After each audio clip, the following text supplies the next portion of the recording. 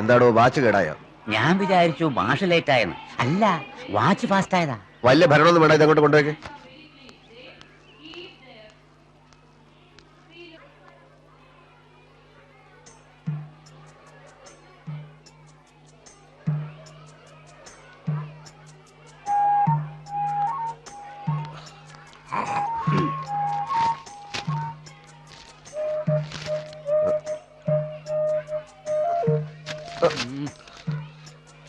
ഇന്നലെ ഉറങ്ങാൻ കുറച്ചു വൈകി.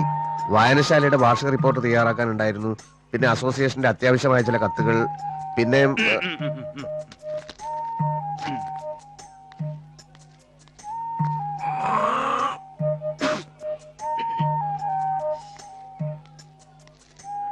വായനശാലയ്ക്ക് വളമിടാൻ പോയോ, അസോസിയേഷന് വെള്ളമൊഴിക്കാൻ പോയോ, ഇതൊന്നും എനിക്ക് അറിയേണ്ട കാര്യമില്ല. ഇവിടെ ജോലിക്ക് വരുമ്പോ കൃത്യസമയത്ത് വരണം. അതിന് പറ്റാത്തവര് ലീവ് എടുത്ത് വീട്ടിൽ പോയിരിക്കുക. അല്ല മാഷേ, ഇന്നൊരു ദിവസം കുറച്ച് ലേറ്റ് ആയി എന്നല്ലാതെ. ഇന്നും എന്നൊരു തിരുത്തു വേണം. മേലിൽ ആവർത്തിക്കില്ല എന്ന് ഉറപ്പ് തന്നാൽ ഒപ്പിടാം. ഉറപ്പ് വാഗൊണ്ട് വെറുതെ തന്നാ മതിയോ, അല്ല പേപ്പറിൽ എഴുതി തരണോ? ഇത് ബാലകൃഷ്ണൻ, ഇവിടത്തെ ഒരു മാഷ. കൃത്യനിഷ്ഠ കണ്ടപ്പോ തന്നെ മനസ്സിലായി കാണുമല്ലോ. ആ പാനീട് തന്നെ. ആ, മ്യൂസിക് ടീച്ചറുടെ പോസ്റ്റിലേക്ക് വന്നിട്ടുള്ളതാ നിർമ്മല. ഇത് കുട്ടിയുടെ അമ്മാവനാ, വാര്യര് മാഷ്, പരമേശ്വര വാര്യര്. ഇതിപ്പോ ഇങ്ങനെ ഓടിപ്പിടിച്ച് വരേണ്ട കാര്യമൊന്നും ഉണ്ടായിരുന്നില്ലല്ലോ. 15-ാം തീയതിക്ക് മുമ്പ് മതിയെന്നല്ലേ? മതി. പക്ഷേ ഇനി അവസാന നിമിഷത്തിൽ വല്ല തെരുമറിയും നടന്നാലോ എന്ന് ഭയന്നിട്ടാ. അതല്ലേ കാലം. 5 കൊല്ലായി അക്കാഡമിയിൽ നിന്ന് പാസ്സായിട്ട്. പ്രൈവറ്റ് സ്കൂളുകാരിൽ ലക്ഷങ്ങളാ ചോദിക്കണത്. അത് കൊടുക്കാനുള്ള മനസ്സുമില്ല, അതിനുള്ള പ്രാണിയില്ല. ആരുടെയോ പുണ്യം കൊണ്ട് ഞാൻ പഠിപ്പിച്ച ഒരു കുട്ടിയുടെ അമ്മാവനാണ് ഇപ്പോഴത്തെ വിദ്യാഭ്യാസ മന്ത്രി. അങ്ങേരുടെ ഒരു ഉത്സാഹത്തിലാ ഇതിപ്പോ ഇങ്ങനെയൊക്കെ വന്ന് ഭവിച്ചത്. അപ്പോയിന്റ്മെന്റ് ഓർഡർ കിട്ടിയപ്പോ കൂടുതലൊന്നും ആലോചിച്ചില്ല. പെട്ടിയും കിടക്കയും എടുത്ത് ഇങ്ങോട്ട് പോന്നു. ഇനിയിപ്പോ കുട്ടിയതാ ഇവിടെ ഏൽപ്പിക്കാം. ഞാൻ പോവാ. സമാധാനായിട്ട് പോയിക്കോളൂ. ഇയാൾക്ക് ഇവിടെ ഒരു ബുദ്ധിമുട്ടും ഉണ്ടാവില്ല. പരിചയമില്ലാത്ത സ്ഥലം, പരിചയമില്ലാത്ത ആളുകള്, താമസിക്കാനൊരു സ്ഥലം കിട്ടുവോ? ആഹാര കാര്യങ്ങൾ എങ്ങനെ? അങ്ങനെ പല പല ശങ്കയുണ്ടായിരുന്നു. നന്ദിയുണ്ട്, വളരെ വളരെ നന്ദിയുണ്ട്. എന്നാ പിന്നെ ഷിബു, എന്നാ മോളെ ആ സാധനങ്ങളൊക്കെ എടുത്ത് സ്റ്റാഫ് റൂമിൽ കൊണ്ടുവയ്ക്കുക.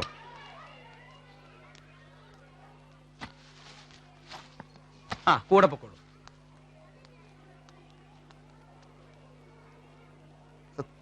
പുറമേന്ന് ആരെങ്കിലും കാണാൻ വരുമ്പോ ആളാവുന്ന സ്വഭാവം സാറിന് പണ്ടേ ഉള്ളതാണല്ലോ.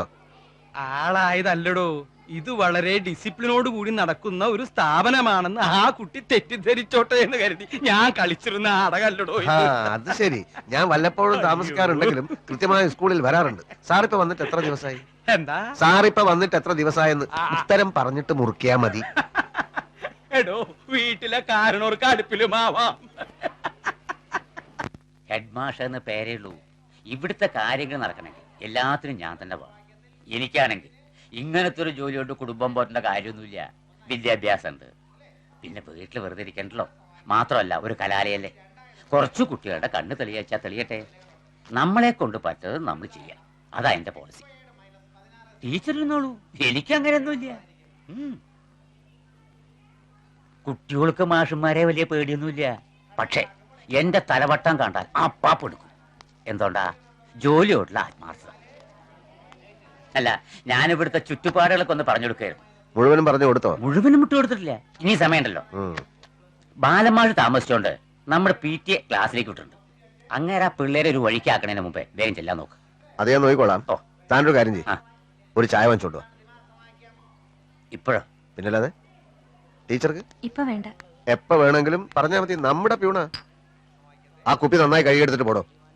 എവിടെയാ ടീച്ചറുടെ നാട്? പയ്യന്നൂരാ. ഓഹോ, പയ്യന്നൂരെന്ന് പറയുമ്പോ സഖാവ് മാണിക്കോത്ത് കാണാറുണ്ട്. അവരുടെ അടുത്താ. ഓഹോ, ഇനിയിപ്പോ ടൈം ടേബിൾ മാറ്റി എഴുതണം. നാളെ തുടങ്ങാൻ ക്ലാസ് ഒക്കെ. ഇന്ന് മറ്റു മാഷന്മാരെയൊക്കെ പരിചയപ്പെടാം. ഒരു യാത്ര കഴിഞ്ഞ് വന്നതല്ലേ, റെസ്റ്റ് എടുത്തോളൂ. എനിക്ക് ക്ലാസ് ഉണ്ട്. എന്താ നിൽക്കുന്നത്? ഇരിക്കാൻ വല്ല ബുദ്ധിമുട്ടുണ്ടോ? അപ്പൊ ഇരുന്നോളൂ.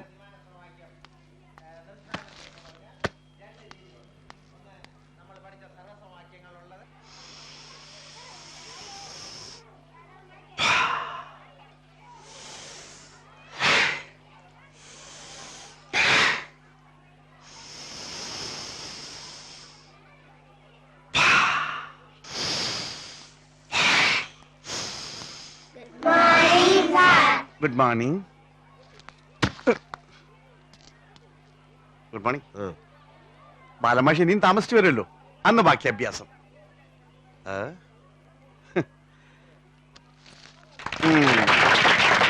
സൈലൻസ്.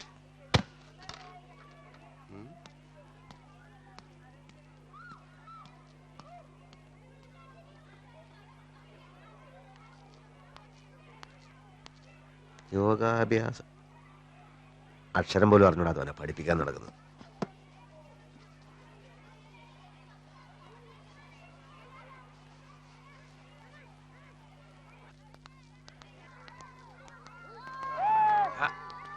കിട്ടും. കുട്ടികൾക്ക് എന്നെ വലിയ പേടിയാ.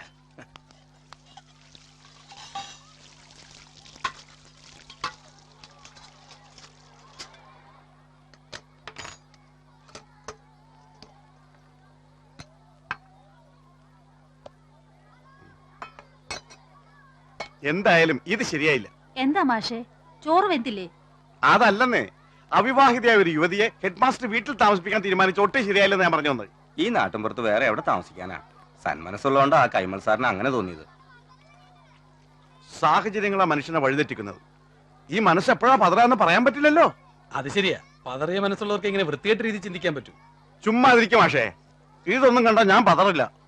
യോഗ ശീലിച്ചവർക്ക് ഒന്നിനോടും അമിതമായ ആസക്തി ഉണ്ടാവില്ല. അത് ഇയാൾ ആഹാരം കഴിക്കുന്ന രീതി കണ്ടാൽ തന്നെ അറിയാലോ. കഴിക്കും, ആരോഗ്യമുള്ളവൻ ആഹാരം കഴിക്കും. തന്നെ പോലെ കുട്ടികളോട് ചലാപള വർത്താനം പറഞ്ഞിട്ടില്ല, നല്ലവണ്ണം അധ്വാനിച്ചിട്ടില്ല.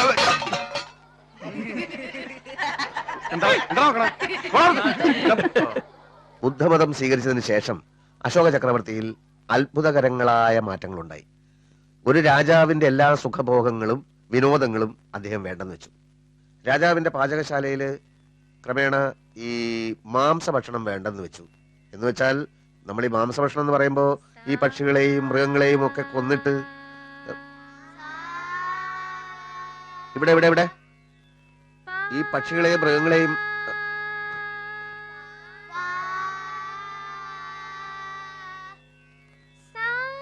ഇവിടെ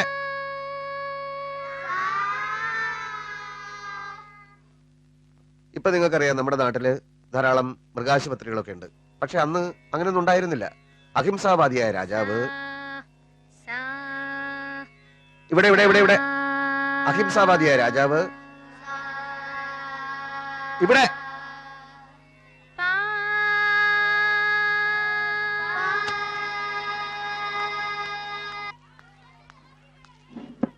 എനിക്ക് ക്ലാസ് എടുക്കാൻ പറ്റില്ല.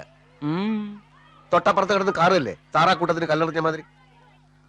സയൻസും കണക്കും മാത്രം മതിയോ? കുട്ടികൾക്ക് ഇത്തിരി സംഗീതമൊക്കെ വേണ്ടേ? പിന്നെ സംഗീതം പഠിച്ചിട്ട് പിള്ളേർ മുഴുവൻ ചെമ്പേ വൈദ്യനാഥ ഭാഗത്തിലാകാൻ പോവല്ലേ?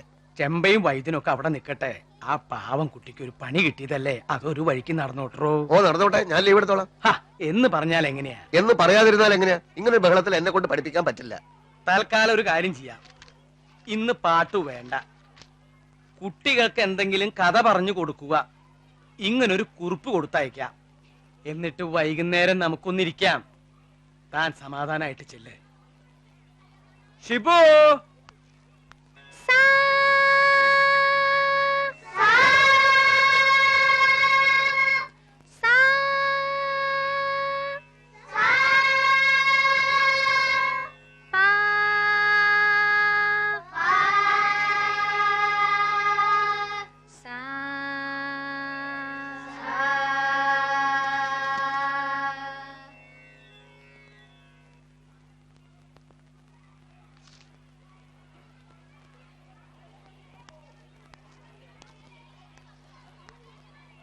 അപ്പോൾ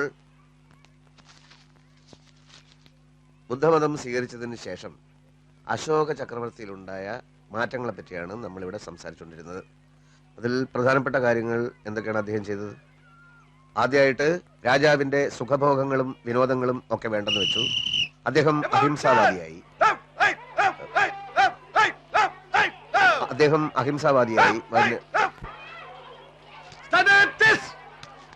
Attention! Exercise begin! 1, 2, 3, 4